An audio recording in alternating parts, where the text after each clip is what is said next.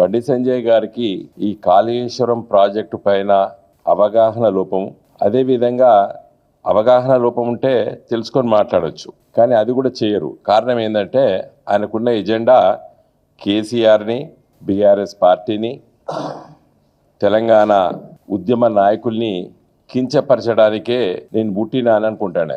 Kaleshwaram project ఇదివరకు ప్రాణహిత చెవెళ్ళ పేరిట YS Rajasekhara Reddy గారు 2007లో ప్రకటన చేశారు.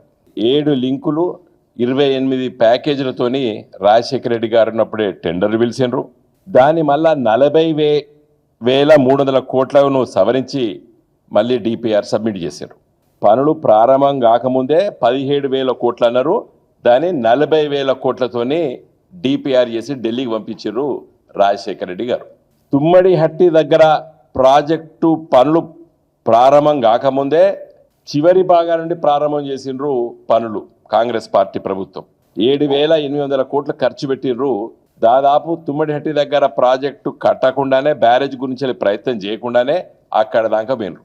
నువ్వు ఏమైనా పనులు ప్రారంభిస్తే ఆ నష్టం నువ్వే భరించాలే, మాకు సంబంధం లేదు, మీకు కట్టనివ్వము అని చెప్పి మహారాష్ట్ర కాంగ్రెస్ ముఖ్యమంత్రి, ఆంధ్రప్రదేశ్ అప్పుడు ఉమ్మడి రాష్ట్రం కాబట్టి ఇక్కడ ముఖ్యమంత్రికి రాసిన లేఖలు ఇవన్నీ చరిత్ర. మిస్టర్ బండి సంజయ్, నేను ఒకటే అడుగుతున్నా, ఇప్పుడు ఢిల్లీలో ప్రధానమంత్రి బీజేపీ మోడీ గారు, మహారాష్ట్రలో ఫడ్నవీస్ గారు బీజేపీ, తెలంగాణ నుండి క్యాబినెట్లో 2 ఉన్నారు, కిషన్ రెడ్డి గారు, బండి సంజయ్ గారు. ఇప్పుడు మీరు కట్టియండి, ఎవడొద్దన్నాడు? తుమ్మడి హట్టి దగ్గర ప్రాజెక్టు కట్టు బండి సంజయ్. 152 మీటర్స్ తోని కట్టిస్తే నీకు బ్రహ్మరథం పడదాం. మేము 152 మీటర్ల దగ్గర తుమ్మడి హట్టి దగ్గర ఫడ్నవీస్ గారి నుండి పర్మిషన్ తీసుకొచ్చి కొబ్బరికాయ కొట్టు. నీ మిత్రుడు రేవంత్ రెడ్డి ఉన్నాడు కదా, మీరు ఇద్దరు కలిసి కొట్టండి. 2 నెలలు టైం ఇస్తారండి, ఇంకా తర్వాత నేను మాట్లాడతాను.